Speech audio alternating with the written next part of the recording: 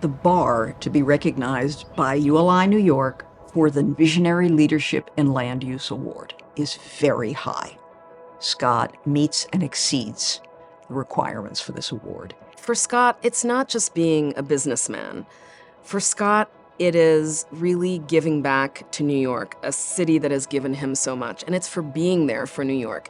Scott was there after 9/11. He was there 2008 financial crisis. He was there for Superstorm Sandy. He was there for COVID. When everybody was leaving town, Scott stayed, and he didn't just stay to stay. He stayed, he invested, he built.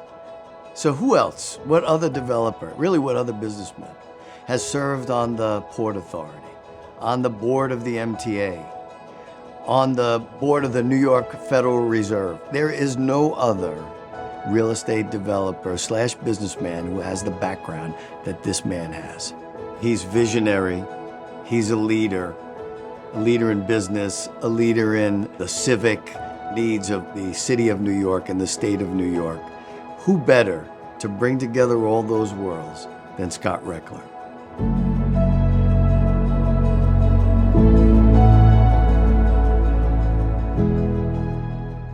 When Scott arrived on the scene, mid to late 90s, I think he was about 30 years of age and looked younger. And he was making big moves in New York. Scott, in very short order, took the proceeds of the family's industrial portfolio and reinvested it brilliantly in center city office real estate. What he did was find assets that had perfect location, that needed refreshing and needed repositioning. And Scott began to acquire aggressively, and he brought on board institutional quality money that validated the decisions that he was making. Obviously, Scott has been hugely successful in acquiring and repositioning major Manhattan-based properties like the building he owns at Rockefeller Center on 6th Avenue, and also the Starrett-Lehigh building, one of the biggest industrial buildings in New York that Scott has transformed into a 21st century office environment that's attracting all the coolest tenants.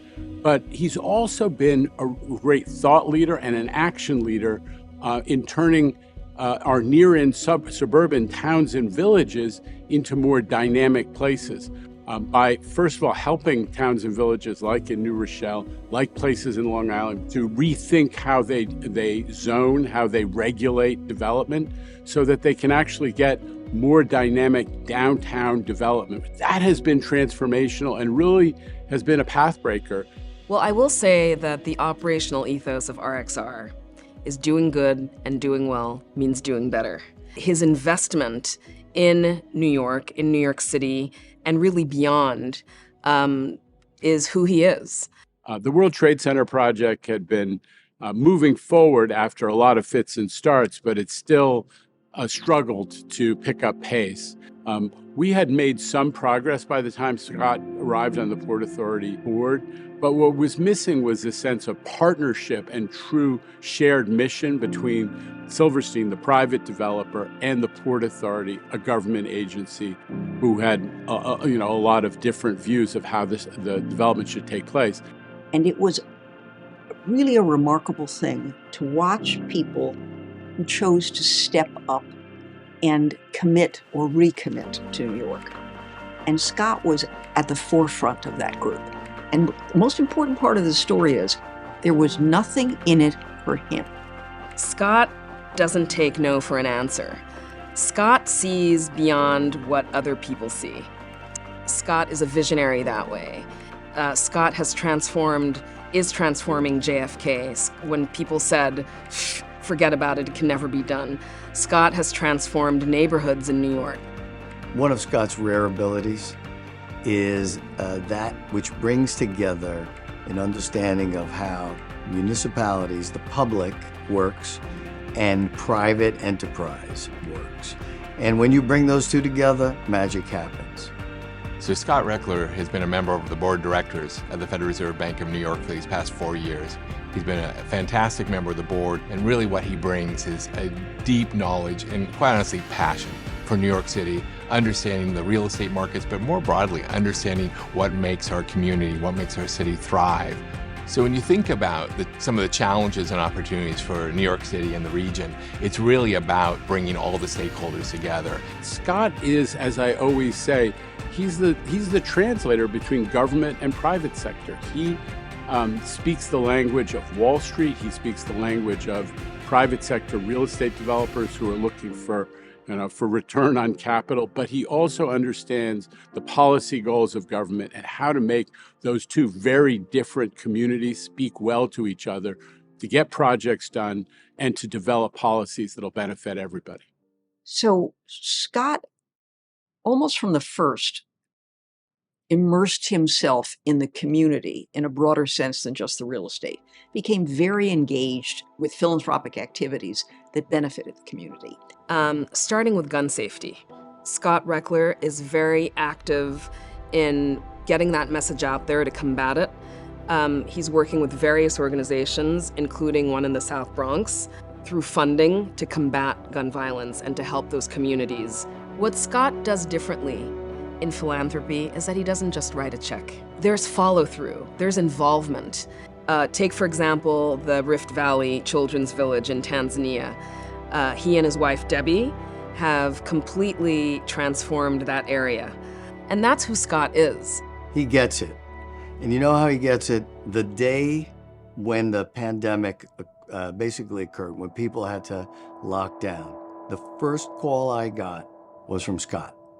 Scott gets New York. He understands the uniqueness of it.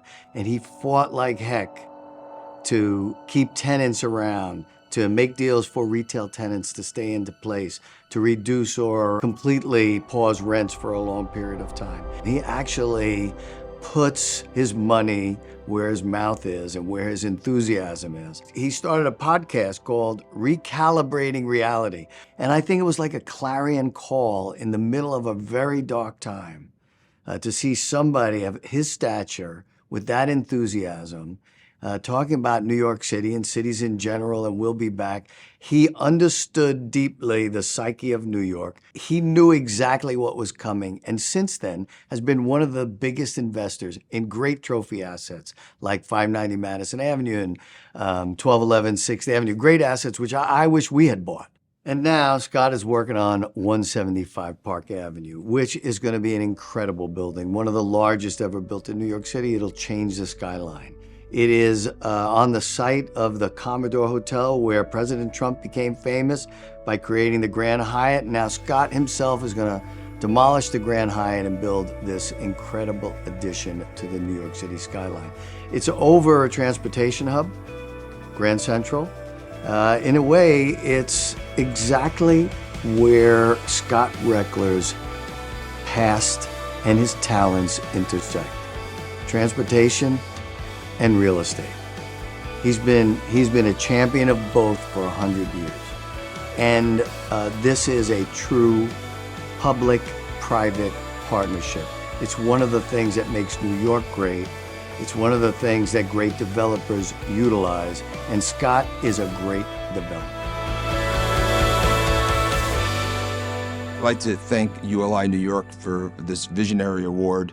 As a New Yorker, and watching other New Yorkers receive this award, people I really respect, Marianne Ty, Larry Silverstein, who really have demonstrated what it means to be part of the fabric of New York, and I'm honored to also be a recipient of this award. As I reflect on my career, there's a few things and ways that we approach things that have really helped us to be successful. The first thing is standing still is moving backwards. The world's moving really quickly, and you need to continually to move forward. Never get complacent, always strive for the next thing. The second thing is stay humble and hungry.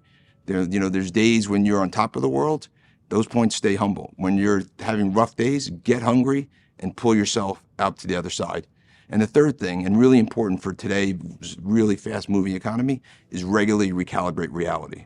What was true yesterday is likely not true today and definitely not going to be true tomorrow. So recalibrate, adjust for that change in reality. New York City is this incredible magnet where the best and brightest people around the world want to be here. It is truly the only global city in the United States right now. And frankly, it wouldn't be possible if it wasn't for the people that are the members of ULI and our industry that has really driven this success. So once again, I want to thank ULI for this award and for all that you do for this great city. Scott, congratulations on this recognition from ULI New York.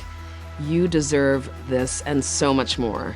It's been a privilege to work with you over these past several years. You care so deeply about our city, our community.